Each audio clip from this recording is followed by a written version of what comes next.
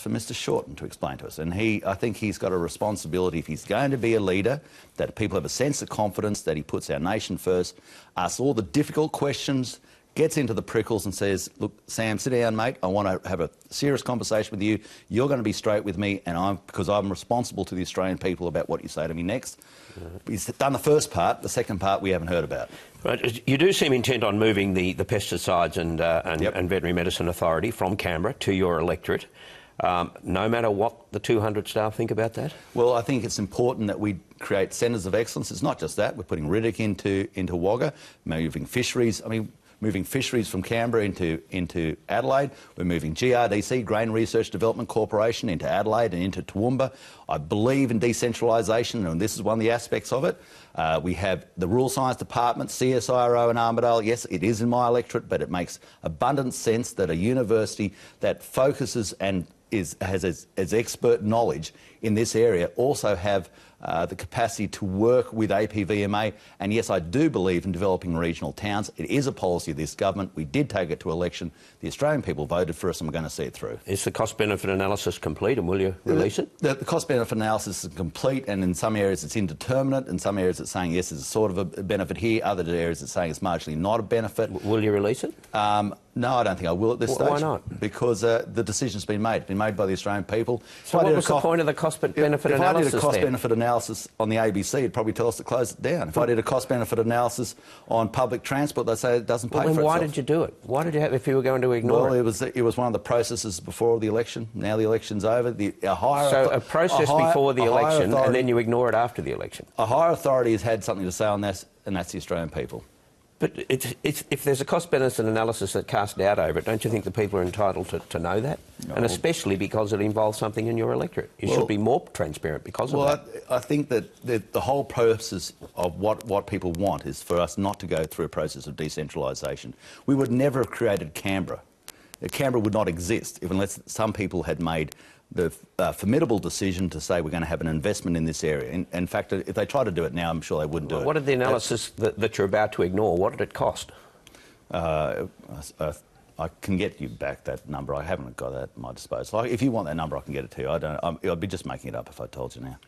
All right. On overseas ownership of land, the figures out this week suggested 13%, and most of that is leasehold. 13.6. 13.6. Should you be alarmed or relaxed about that figure? Well, I think that it's more information. That's what we need. And 13.6 is the number.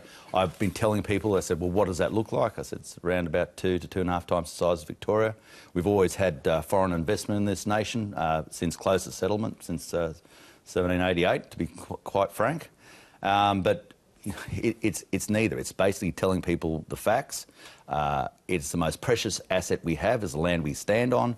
We have a responsibility to create confidence with the Australian people about who owns what. This is a register. The Labor Party never gave us a register. We did that. We changed the Foreign Investment Review Board guidelines to move them down from 252 million to 15. The Labor Party, Mr Fitzgibbon and Senator Wong, wanted to move it to $1 billion, up to $1 billion, 1,000 million. And now they've come back down to 50 million. So they're trying to ride both sides of the fence. Since the Cubby Station decision, we've made sure that we've got tighter controls and greater oversight, and that's what the Australian people are asking for us, and that's what we're doing. 13% is not too much. What is too much? What level is too much? Well, if we said we were going to sell them all of New South Wales and Tasmania and Victoria, I think people would say that's probably a bit too much.